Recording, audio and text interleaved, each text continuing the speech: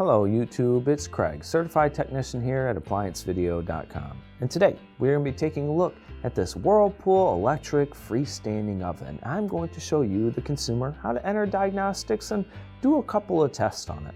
But before we get too far, make sure you hit that like and subscribe. Without further ado, let's jump right in.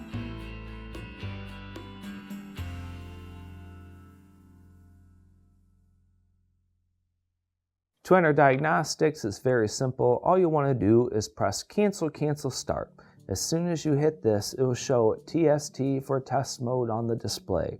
Now, during this portion of the test mode, you'll simply want to hit different keys on the left in order to activate different tests, such as bake, or broil, or oven light. Now, let's say you're testing out the bake or broil. Go ahead and hit that bake button and test for 240 volts going to the element. The same thing with the broil element. And there's a lot of different things that you can kind of mess around with on there. Now the next portion of diagnostics that we will do is just scrolling through the different options that it has. In order to do this, you'll simply want to press the up or down key. When pressing the up or down key, you'll see different things on the display will change. And these are the options that you will find. You will see the TST on there, and that's just your beginning test. After that, you will see a Fahrenheit or Celsius degree on the front. Now this is very important because this is your oven temperature sensor. Sometimes these things might throw an error code for maybe an over temperature or runaway temperature. If you're getting this, maybe have the unit at room temperature and go to this test and make sure it's reading right around 70 degrees or whatever your room is at. If it's showing something crazy, you'll want to go to the back and check your oven temperature sensor. And the usual reading on an oven temperature sensor, if you're testing it with your meter, is going to be right around 1100 ohms. You may find the cooking offset, which can go anywhere plus or minus 30 degrees. You'll have the software version, the memory checksum, and the next thing you're going to come to is going to be the error codes. Now this system can show a couple of different things. It can show OK, or it can show clear on it.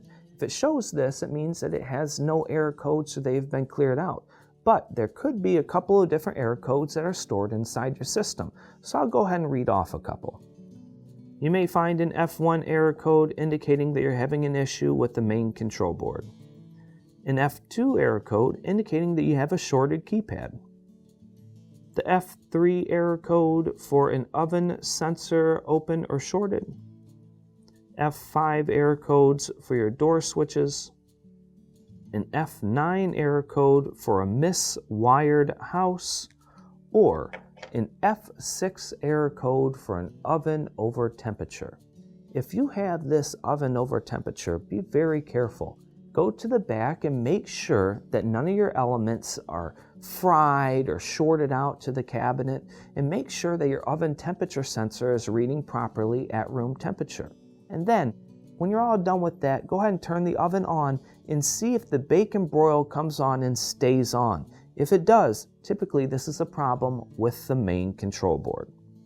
Now, of course, when you're done with your fault codes and you've fixed whatever you need to fix, go ahead and press the start key to clear out the error code. And this system is known for storing 2 error codes back to back, so when you would press up and you got your error codes, the next one would show your second error code. But once again, when you're done with them, go ahead and press start to clear them.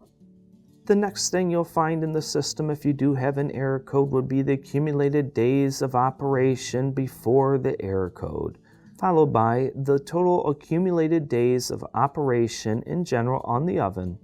And then, of course, the latch or door state. If it's saying your door is open during this test, just keep open and closing your door. You'll either show 01 or 00, and it'll go back and forth depending on the state of the door. Make sure this is operating correctly. Now, of course, that's all this has on diagnostics. It's pretty straightforward. To exit it, go ahead and press cancel. And of course, YouTube, if you enjoyed my content and you want to see more, make sure you hit that like and subscribe. And as always, I'll see you next time.